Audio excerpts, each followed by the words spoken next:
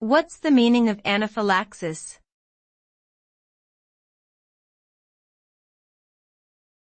Anaphylaxis.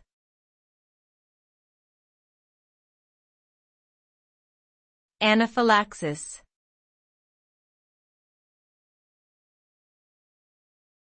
Anaphylaxis.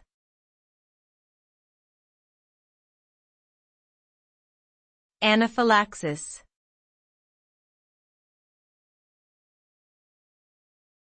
Anaphylaxis.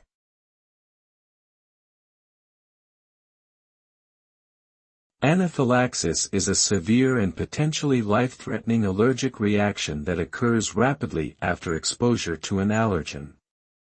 It can affect multiple organ systems in the body and cause symptoms such as rapid heartbeat, difficulty breathing, swelling of the face and throat, stomach cramps, nausea, and vomiting.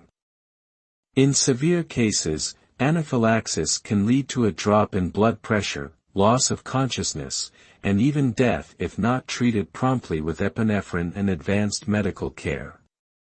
Therefore, it is vital to identify and avoid triggering allergens and seek immediate medical attention if anaphylaxis occurs.